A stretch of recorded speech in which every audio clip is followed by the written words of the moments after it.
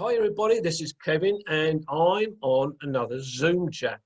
And as you can see, the gentleman sitting not next to me, but in his own home is Nigel Sadler. And that's the one, yeah. Hi Nigel, how you doing? I'm doing fine. Good to Good, good, see you, good. Kevin. Yeah, and you, and you. It's taken a bit of an effort to get to where we are now to get to start this Zoom chat. Yes, it has. I think we've had several false starts over the weeks. Yeah, Something keeps popping up for either you or I. that's it. Yeah, yeah. A few weeks ago, I was going through a spell for a couple of weeks where I kept getting these giddy spells, and but yeah, that was a bit weird because otherwise I'd have been sitting looking at this computer screen, but it would have been going all around the room. So it might not have worked very well.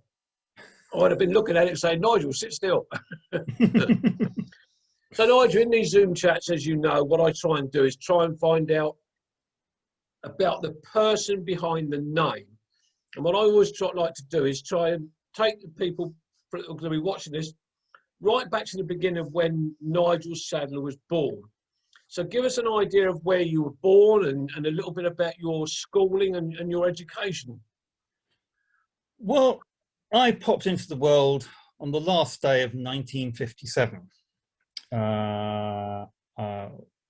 I should have been born in Worthing because that's where I lived with my parents, but I actually turned up in Shoreham because, for various reasons, 6 months before my birth, Worthing decided to close down the maternity unit. Oh, right. So they weren't doing babies at Worthing Hospital. It was off to Shoreham instead. So I came into the world, I think, about 3 weeks earlier than expected, I think, on New Year's Eve, 1957, which makes me 63. So I'm catching up on you, but yeah, you keep going. Ways to go.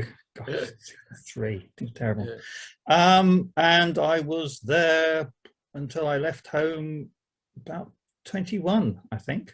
Went to the lovely little primary school, West Park School, where I later discovered a few famous people had been there. Notably, not Rick Wogan, Keith Emerson of Emerson, Lake and Palmer. Yeah. I didn't know until he died, but he'd been there about 4 years, I think, before I went there. From there, my secondary school was St Andrew's School for Boys, the high school in Worthing. Which was a kind of good school. It had moved to a new campus less than 10 years after I got there, so it was a pretty new building. But sadly, while I was there, and just to the point when I was going to start doing my, in those days, CSEs and O-levels, if you remember now, it's GCSEs and things. Yeah. They didn't do A-levels there wasn't sixth form at that point. And indeed, you could leave school at 16 in those days, back in the 60s. Well, the good teachers retired, so I didn't end up doing some of my favourite subjects because the people they bust in, the fresh out of college, I guess, really weren't particularly good, and either they weren't at the standard where they could teach us at exam standard, or they were just raving nutters. I wasn't prepared to do it. So I didn't do some of the subjects that I wanted to do. But I was always interested in art and drawing. I loved technical drawing. Technical drawing, I think, was my favourite subject at St Andrews, which for those didn't know, now people will do things on CAD and computers, but no, this is actual pencil and paper, rarely use it with ink, but pencil and paper, and doing proper drawings for engineering purposes or construction or something like that, either to scale or one-to-one in meticulous detail. And I discovered a folder full of them about a year or so ago when I was clearing out the loft from my mother's house. And I thought, these actually rather good. I think I will probably scan some of them in actually and stick them on a website somewhere. I was quite impressed actually with how good, because I did like doing it, and I still got a lot of my equipment. Was that on the sort of like the easel with a sliding rule? Yes. Yeah, we had. I think we had sliding rules. It certainly would have been a lot easier if we did. So I think we probably did. Mm. So he's drawing lines and That's it. Yeah. up and down and plotting That's things. So you can calculate all the angles and stuff. So if you wanted yeah. to draw, say, a pentangle, how you calculate the angles and the positions and the lines for the 5 points. Because obviously that's not as straightforward as doing a square, a triangle, or a hexagon or something, where you're doing 30s, 60s, and 45s, and 90s, and so on and so forth. So I was interested in becoming an architect. Mm-hmm. To come to the careers day at school, I went and investigated an architect, and there were a variety of universities around that I could have gone to. Obviously, I'd gone to sixth form to get A levels and then do that. But that was like going to add another 5 to 7 years of my education. And I, at the age of 16 then, I didn't think I'd want to sit and do that. But there was an art college in Worthing, the West Sussex College of Design, opposite the Connaught Theatre in Union Place. Right. Yeah. They bulldozed it now, unfortunately, as they tend to do all these things that were nice Art Deco building. And I went there and I did the junior design, then the foundation year, and then 3 years what's called vocational studying. And for me, primarily working in graphics and photography, and something completely new and mind-blowing to me, I'll explain that in a moment, called audiovisual. Mm-hmm. So I did my 5 years unexpectedly at the West Sussex College of Design. I'd been a photographer for a while. I had my godfather, my lovely Uncle Ken, was a very keen photographer, and he got me into photography when I was probably about 10. And he bought me my first Instamatic camera, and then upgraded it to a 35mm camera. And then I upgraded that to an SLR, variety of kinds. And he got me the materials to build a darkroom in our loft, and he got me an enlarger, and I went into film processing and printmaking, all black and white. I did a little bit of colour slide, but I was actually processing the colour slides myself. I shot a lot of colour slide of the old Kodachrome. They send it off in that little envelope that you get, or dropping off the boots if it was Ektachrome. So yeah, I was pretty good in photography. And I also like doing woodwork as well. I designed and built, and this is where my TD, my technical drawing stuff came in, which I found the other day. All the plans for the bedroom furniture that I designed and built. I did everything except for the bed and the wardrobe, because I had my existing wardrobe was good enough. I just never really bothered to replace it. It didn't match with all the others. So I built a desk and a set of drawers and the bedside unit and bookcase and all those sorts of things I designed and built in our garage at home. My dad was quite a practical person. He seldom ever finished anything he started. And we didn't have a car for most of that time, so the garage was just a perfect little workshop, really. Go up to Timber Merchants, which was only about 400 yards away, come back with bits of wood and start banging and sawing and nailing and screwing and painting and whatever to make my bits and pieces. So I did that, and I said the photography skills came in. Both of those skills were useful at college in the design workshop. And in the photo studio, where I became one of the temporary teachers, as it were. I used to assist the photography tutor, because I'd been and done it all. I knew how to process, I knew how to print, so it was just easier. Between the two of us, we took all the people who were introducing how it knew that most people had never done it, of course, of how you process photographs. And there's something quite magic, particularly when you're printing, putting that white sheet of paper in and just rocking it backwards and forwards in the dish, and then this ghostly image forms, and then you've got that picture. It's quite alchemy. It really is something special. And the first time you do that, you remember it. That's quite lovely. And then you have to put it into the fixer, don't you? That's right. Yes, you then stop it and you put it in the fix.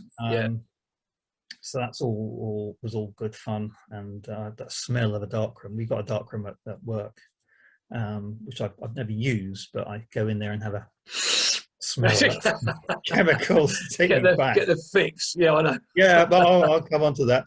But this thing in the audiovisual side of thing, one day we had, I have to admit, the college was very well run, and our tutor was very good at getting, stop me if I talk too much and go into too much detail on things. Carry on. But he's very good at getting specialist people in. I mean, we actually spent one day with a fabulous illustrator whose name I cannot recall, and he spent a day on showing us how to sharpen a pencil properly, accurately, yeah. So you can get all the different hardnesses of pencil that you need for drawing, yeah. And to get the different type of tips, yeah. And how to do it. Yeah, that's a life skill. You think, no, it's not what the old did with a pencil sharp. No, it's just using a knife, a blade, yeah. and a pencil.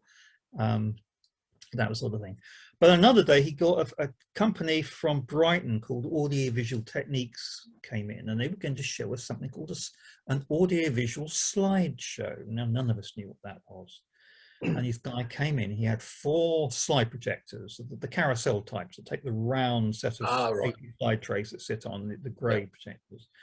And he rigged them up, and it had there were some leads going from these projectors to a grey box with lots of buttons on, and another lead that goes from the grey box to a tape recorder. We had reel-to-reel tape recorders. This isn't a day of video.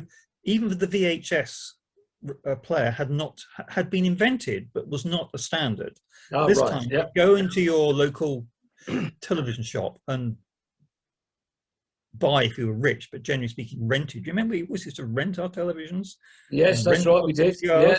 My mum and dad did. Or radio rentals, all things like that. My mother rented her television up until 5 years ago. Oh, did she? Believe it or not. Bless her. No,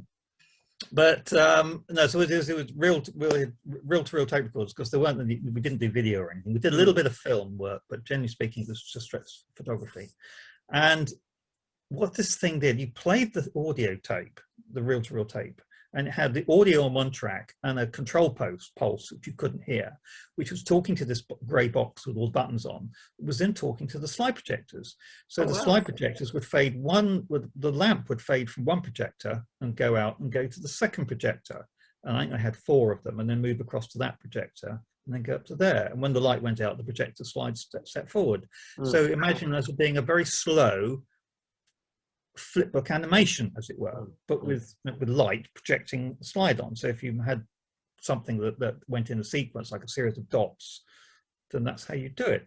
And that just blew my mind away, because I'd wanted to sort of make films, but that absolutely no way of doing it. So video didn't exist, and film was just out of the question, the sort of things. But I knew photography, I knew slides, I knew I could create artwork, photograph it, and there was a way of programming a series of slides with music to create stuff. And that one day changed the course of my life. Wow. Because I've been doing essentially some form of audiovisual virtually every day ever since. Wow, yeah. So we did lots of stuff at school. I got a distinction. There was 3 of us who were on the course. The guy who came and assessed us from an outside company called The Visual Connection in Chelsea came down. He offered all 3 of us a job. My 2 colleagues declined and set up their own business designing slide graphics. I accepted the job and worked for them for about 7 years in Chelsea, and when they moved offices to Fulham, learning how to create audiovisuals. So that was in those days computer programming, which was, well, it was another system before it was DOS, and then it moved to DOS because that was easier. So it was writing all these control commands that talks to a box with microprocessors in that just drove these slide projectors. I mean, a slide projector lamp is either on, off, or in a state of fade between the two, and then the projector either then steps forward or steps backward to the next slide. That's the only real function that you do. But you can do this perhaps with 30 slide projectors and create almost something that animates. And you do it on a wide screen. So just as we've got it now, we've got 2 16:9 images where you can project that, and you'd use probably a minimum of 9 and probably 12 slide projectors to create an image that we've got now. Yeah. So you'd have a rectangle, another thing in the middle, and another thing to the side. And that's how you did conferences and live events. Yeah. So when you went to do a sales pitch, you went and worked for a company who was having their annual conference or something. Everything was, you do all the, you had to create all the artwork, turn it all into color slides, using rostrum cameras, all that sort of stuff, and creating this audiovisual experience, which was stunningly good quality because it was using, at worst, full frame 35mm slides, sometimes 2¼ Hasselblad type stuff, which is even better quality. And only now, with 4K and 8K data video projection, have we got to the quality that we were 40 years ago with slides. Good grief. Essentially. Although it has to be, it's much brighter now. Yes, yeah. I remember the first video projectors came out, which was these dreadful 3-gun things. It would take about 3 hours to get set up. And they were about 1/4 of the brightness of a 250-watt slide projector. Right, yeah. Which is really dim by modern day standards. It is, yeah. And they used to mix the two, and it was all mixing media. Of course, computer graphics didn't exist, and then computer graphics did come along. So when I left the Digital Connection, computer graphics had just started, so I got into actually an Apple-based system initially, and then into PowerPoint. Invested in my own computer equipment and became essentially a PowerPoint engineer. So going along and setting up live events around the world for production companies, for end clients as diverse as computers, telephones, banking, insurance, pensions. God, the pensions presentations were always boring. And so on and so forth, I mean, literally anything and anywhere.